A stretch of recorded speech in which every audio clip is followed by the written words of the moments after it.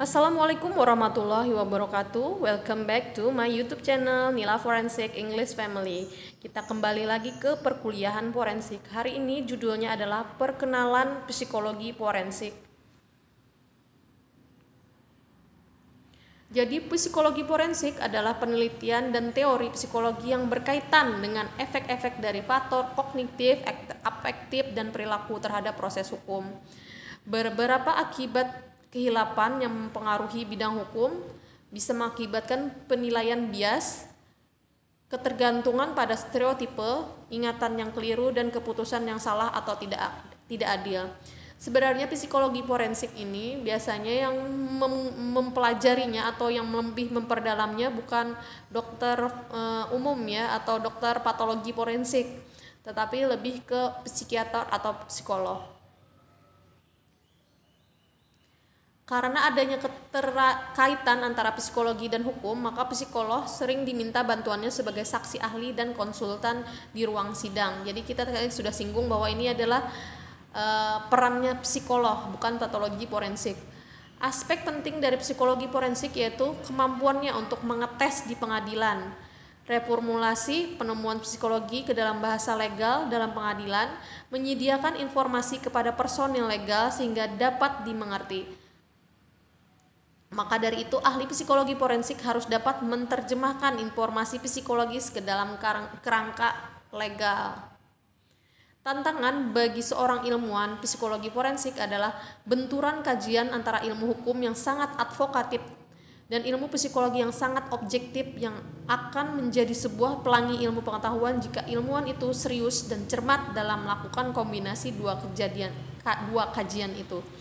Karena pada dasarnya ilmu bersumber pada satu kajian yaitu filsafat.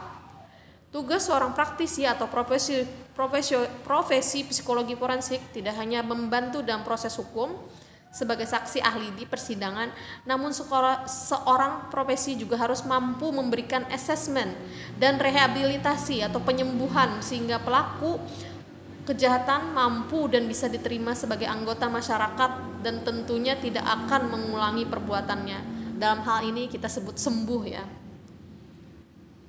Para psikolog sering diminta bantuannya sebagai saksi ahli dan konsultan ruang sidang karena adanya keterkaitan antara psikologi dan hukum. Beberapa aspek pentingnya yaitu kemampuan untuk mengetes di pengadilan, reformulasi penemuan psikologi ke dalam bahasa legal dalam pengadilan, serta menyediakan informasi kepada personel legal. Sebagai contoh, forensic handwriting atau tulisan tangan. Ketika menganalisa tulisan dipakai pendekatan ilmu kimia untuk mengetahui jenis tinta, lalu juga dipakai ilmu psikologi untuk mengetahui kestabilan bentuk tulisan yang dibuat oleh penulisnya. Begitu juga dalam bidang kriminalitas, bukti fisik ini tentunya tidak akan dengan sendirinya menceritakan apa yang mereka alami layaknya saksi hidup. Sehingga diperlukan ilmu forensik untuk membedah isi yang tersembunyi dalam bukti-bukti fisik ini dan membuat laporan analisa demi mendapatkan informasi yang dapat digunakan untuk membantu mengungkap peristiwa kejahatan. Kesimpulannya, dari tujuan ilmu forensik psikologi adalah dapat menerjemahkan informasi psikologis dari berbagai kejadian kepada pihak-pihak yang terkait sehingga dapat mudah dimengerti. Dengan adanya ilmu forensik ini dapat membantu bagi lingkungan penegak hukum dalam membantu mengungkap serta menyimpulkan kemungkinan-kemungkinan dari berbagai peristiwa, misalnya peristiwa kriminalitas. Kita sedikit berbicara tentang KDRT. Seorang laki-laki membujuk berkata, "Maaf, saya minta maaf, saya tidak akan memukul, meludahi, atau menghinamu lagi. Tidak akan terjadi lagi." Kemudian pasangannya atau si perempuan melihat sambil menangis, memegangi tubuhnya yang masih kesakitan, perasaannya masih sakit, di dalam pikirannya terbersit harapan semua akan membaik. Tapi juga muncul perasaan takut jika suatu saat ini akan terulang lagi. Ini seringkali terjadi ya. Potongan cerita itu mungkin terjadi setelah peristiwa KDRT pada seorang perempuan. Dari data berbagai negara menunjukkan bahwa KDRT paling banyak terjadi pada perempuan sebagai korban dan suami sebagai pelaku. Korban perempuan dapat mengalami berbagai konsekuensi fisik, yaitu luka di tubuh, atau psikologis, gangguan psikis atau kejiwaan, sosial dan budaya, yaitu penerimaan sosial dan intervensi masyarakat dari sebuah aksi kekerasan. Luka, jika disertai dengan kekerasan fisik, maka luka akan lebih mudah dikenali ya.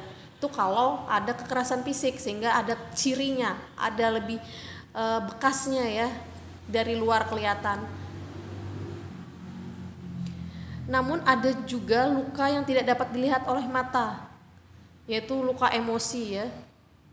Ini yang kadang lebih sukar disembuhkan ketimbang luka fisik.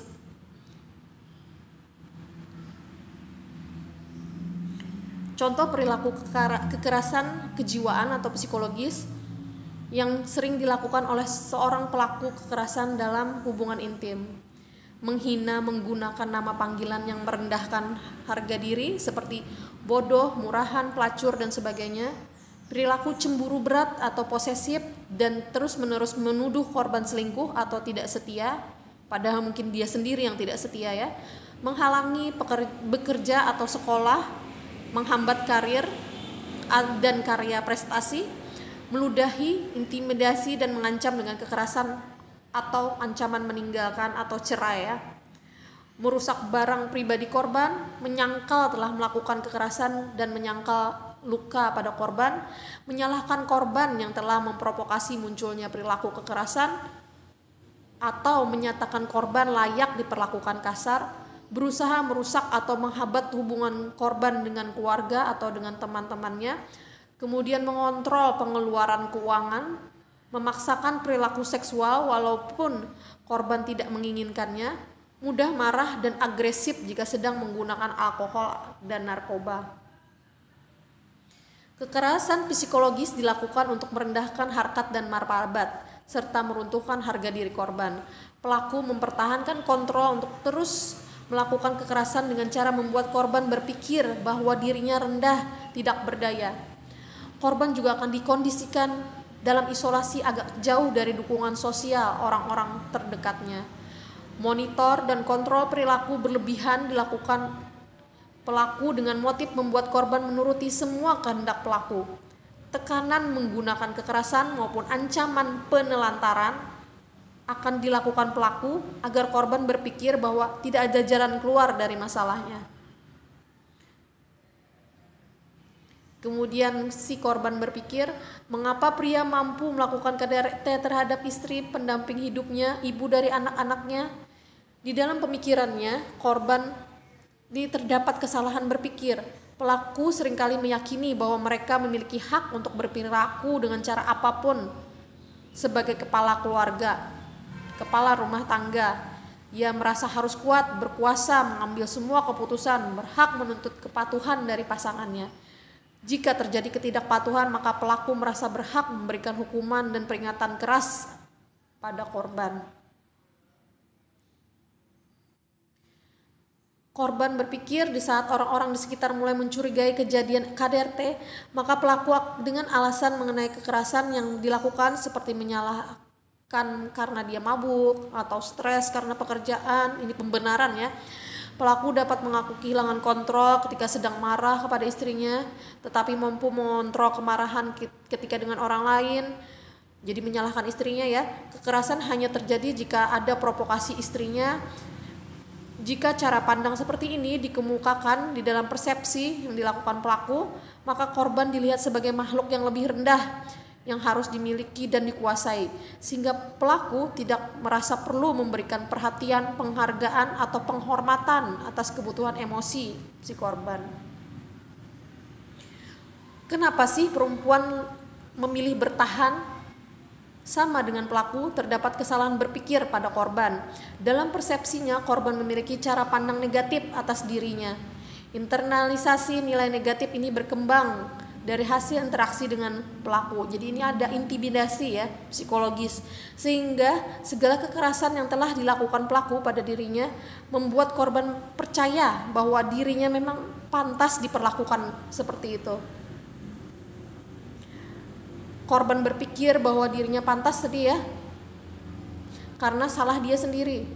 ada yang berpikir bertahan untuk memperbaiki situasi, ada yang sungguh merasa takut dengan ancaman pelaku, apalagi ditambah dengan karakter kepribadian yang ketergantungan ya atau harga diri rendah, maka keterpurukan akan membuat korban mempunyai kecemasan dalam menghadapi keterpisahan dan problem dalam menghadapi penyiksaan, serta merasa diri tidak layak dicintai. Kerentanan dan kesalahan berpikir ini membuat korban mudah diperdaya oleh pelaku dengan siklus kekerasan, jadi kekerasan berulang. Pelaku akan menunjukkan sikap menyesal dan pernyataan maaf. Korban akan berharap ini akhir semuanya, akhir yang lebih baik, tapi itu hanya fase reda ya dari siklus kekerasan. Setelah fase ini biasanya akan terulang lagi, bahkan mungkin lebih buruk.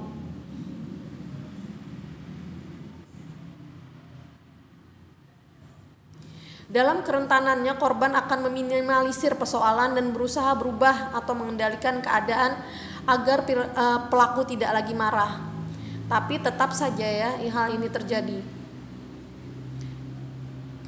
Sehingga akhirnya korban mencari pembenaran atas keadaannya, misalnya demi anak, demi karir, demi keuangan keluarga, demi kedamaian keluarga, demi martabat keluarga. Ini yang dijadikan alasan untuk menunda mencari bantuan. Korban akhirnya rela melakukan apapun agar tidak ditinggalkan oleh pelaku. Ini saatnya bergerak, tidak saatnya lagi berpikir. Ada waktu di mana korban tidak lagi merasa kuat menanggung semuanya dan mencari bantuan. Biasanya keluarga, tapi belum tentu keluarga dapat memberikan bantuan. Justru bahkan banyak peristiwa KDRT yang ditutup-tutupi oleh keluarga ya. KDRT masih dianggap sebagai urusan internal keluarga saja. Aib kalau misalnya diceritakan di luar.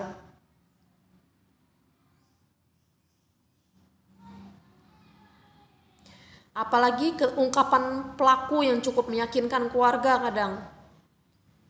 Bisa juga dia pelaku meyakinkan bahwa ini adalah salah korban sendiri. Sehingga keluarga mengalah ya untuk berdamai. Jadi ini efeknya akan semakin menyakiti perasaan korban. Dia merasa tidak didengarkan, tidak dipahami, dan dia semakin terpuruk ya. Seringkali luka fisik cepat sembuhnya, tetapi luka fisik atau luka psikis atau kejiwaan lambat pulihnya ya.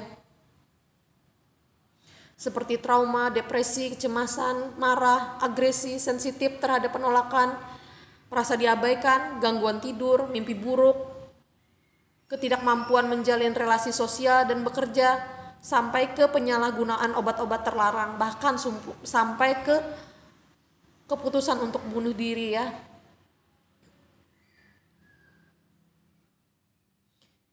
Jika konflik terhadap peristiwa kekerasan dalam keluarga belum benar-benar terselesaikan oleh korban, maka selain muncul gangguan-gangguan ini atau gangguan psikologis ini dapat muncul segera berkelanjutan sehingga setelah muncul peristiwa KDRT terjadi.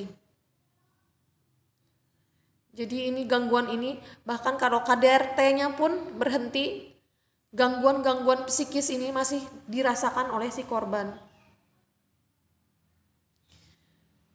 Korban selain pada keluarga juga mencari bantuan hukum biasanya. Bukti fisik dan saksi itu untuk menyusun laporan kasus pidana ya. Bekerja sama dengan pihak kepolisian. Jadi penyusunan kasus KDRT perlu mempertimbangkan bukti luka fisik, ancaman yang tersurat dan sebagainya, dan juga saksi-saksi. Ini yang kadang sulit untuk dibuktikannya. Namun dalam masyarakat kita masih sering ditemukan kasus KDRT yang dilaporkan ke polisi ujung-ujungnya hanya ke perceraian atau penyelesaian secara kekeluargaan. Namun sebenarnya ini tidak menjadikan solusi utama ya. Proses hukum sebagai awal jelas harus dilakukan untuk menegakkan asas kebenaran dan rasa keadilan. Penyembuhan psikologis pelaku dan korban juga sangat penting ya, agar tidak terulang lagi. Pelaku harusnya mendapat ganjaran hukum dan rehabilitasi atau penyembuhan psikologis secara intensif. Karena adalah sangat mungkin selepas persoalan kekerasan pada korban dapat berlanjut dengan melakukan kekerasan pada pasangan-pasangan mereka berikutnya. Karena tadi dia sakit ya, si pelaku pun sakit psikologisnya kalau begitu kelakuannya ya. Begitu juga korban pada saat ini tidak hanya bantuan legal atau bantuan hukum yang dibutuhkan, namun juga kebutuhan psikologis. Korban perlu merasa didengarkan, didampingi, di tempat yang aman, serta diyakinkan bahwa mereka tidak sendiri menghadapi persoalan ini. Sebaiknya korban didampingi oleh profesional maupun mediator yang netral untuk dapat menyelesaikan persoalan KDRT secara konstruktif. Korban perlu mendapatkan rasa aman dan kekerasan harus diakhiri. Korban biasanya telah memiliki perasaan dan sikap negatif terhadap dirinya sendiri, dia jadi sakit ya. Karena selama beberapa waktu telah hidup dalam kepahitan dan sedikit banyak pula telah menginternalisasi nilai-nilai negatif yang dialaminya dari tekanan, penyiksaan, dan hinaan pelaku. Korban perlu dilindungi dari siklus membenci diri dan perasaan tidak berdaya agar korban selanjutnya mampu bergerak melampaui masa-masa kekerasan. Masa-masa setelah kekerasan. Kemudian kita fase setelah kekerasan. Setelah kekerasan, korban harus dapat merasa aman dan nyaman akan dirinya sendiri. Ada penerimaan kepada dirinya sendiri ya. Setelah kekerasan, korban perlu mengambil keputusan tentang bagaimana menghadapi persoalan KDRT-nya dengan pasangannya. Dan pada waktunya korban dalam keadaan tenang akan menentukan langkah yang terbaik yang akan diambil untuk melanjutkan hidupnya di masa depan.